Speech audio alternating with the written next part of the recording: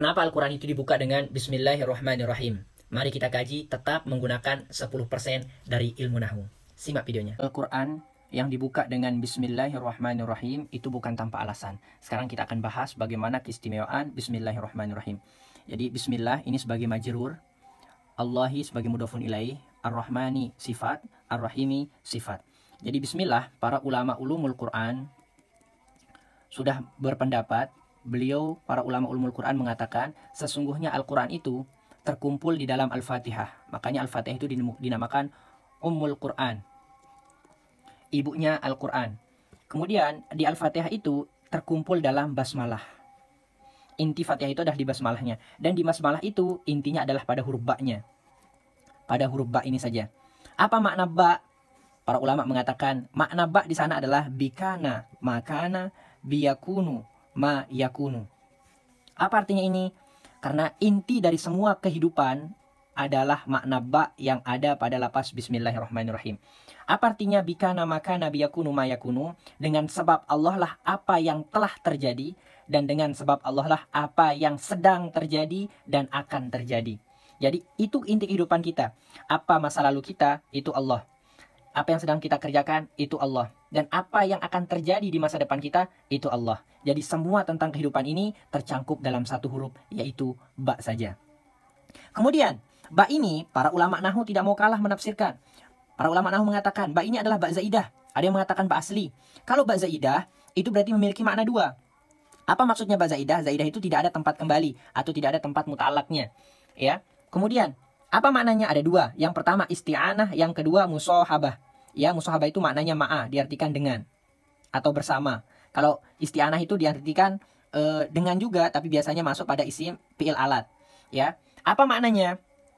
Makanya kita mengatakan dengan nama Allah yang Maha Pengasih lagi Maha Penyayang, bersamaan dengan nama Allah yang Maha Pengasih lagi Maha Penyayang. Akan tetapi dengan sebab zaidah inilah muncul hadis baginda Rasulullah yang mengatakan kullu amrin dzibalin la yubda'u fihi bi bismillahirrahmanirrahim fahuwa aqta'u wa abtaru wa ajzamu.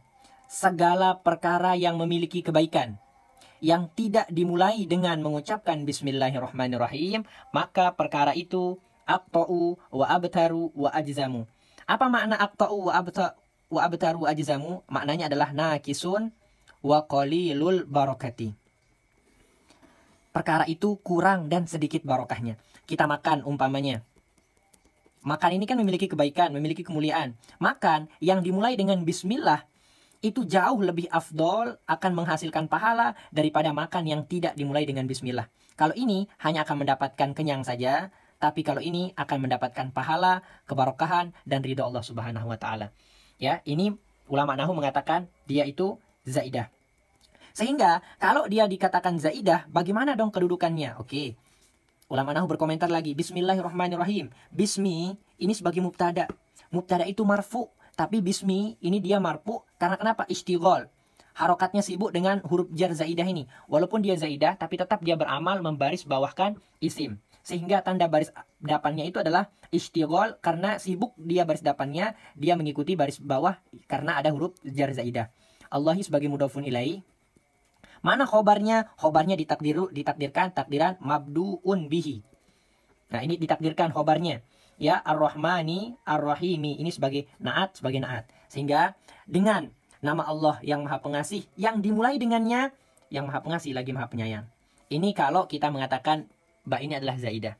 Tapi kalau kita mengatakan asliyah, ba ini adalah ba asli, ya, para ulama Basrah dan ulama Kufah dari kalangan ulama nahwu ikut mentakdirkan. Kalau ulama Basriyun, beliau mentakdirkan isim. Ya. Mana jadinya? Asalnya adalah ibtida'i bismillahirrahmanirrahim. Jadi ibtida'i ini adalah idofat kepada ya mutakallim, sehingga ini jadi mubtada. Ini kan ma'rifat dengan idofat. Mana khobarnya? Bismillah. Sibul jumlah daripada jar majrurnya ini menjadi khobar. Allah sebagai mudhafun ilaih dan ini sebagai naat. Kalau ulama Kufah, dia mentakdirkan fi'il. Apa takdirannya? Abtadi'u. Ya, bismi ini jadi maf'ulun bih. Ini fi'il, fa'ilnya mana? Wajib mustatir takdirhu ana. Ini sebagai naat. Lafzul jalalah sebagai mudhafun ilaih. Sehingga kalau ulama Basroh, beliau mengatakan permulaanku itu dengan menyebut nama Allah Subhanahu wa taala yang Maha Pengasih lagi Maha Penyayang. Tapi kalau ulama Kufah, beliau mengatakan aku memulai dengan menyebut nama Allah Subhanahu wa taala yang Maha Pengasih lagi Maha Penyayang. Ini adalah jika kita menjadikan ba ini adalah ba asli. Ya, para ulama Basroh dan Kufah ikut berkomentar. Tapi tidak hanya itu, ulama fikih juga ikut berkomentar. Mana beliau? Ulama fikih ikut berkomentar. Dari penjelasan daripada zaidah dan asliyah, para ulama fikih mengatakan, oh berarti akan timbul hukum. Hukum apa? Hukum membaca basmalah.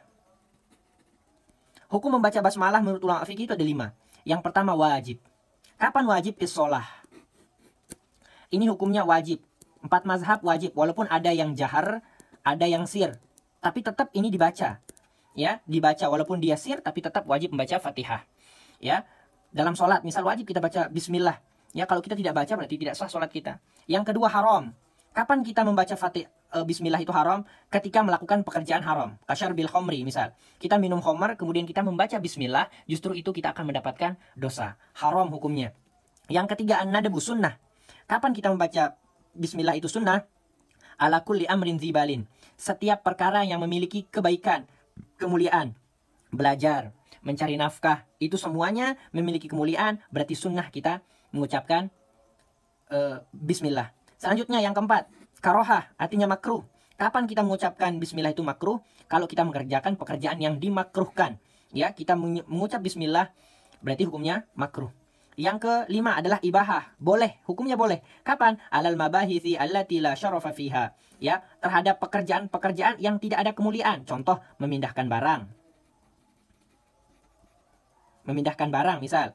Kita mengucapkan bismillah, boleh-boleh saja. Ya, jadi ulama fikih juga ikut berkomentar. Ini ada di dalam kitab Nailur Roja, syarah daripada Safinatun Najah. Dan penjelasan yang ini hanya baru huruf ba saja. Hanya huruf ba saja.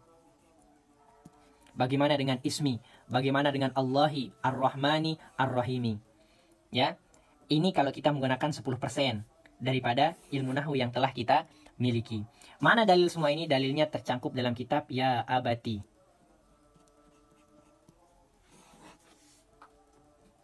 Semoga bermanfaat.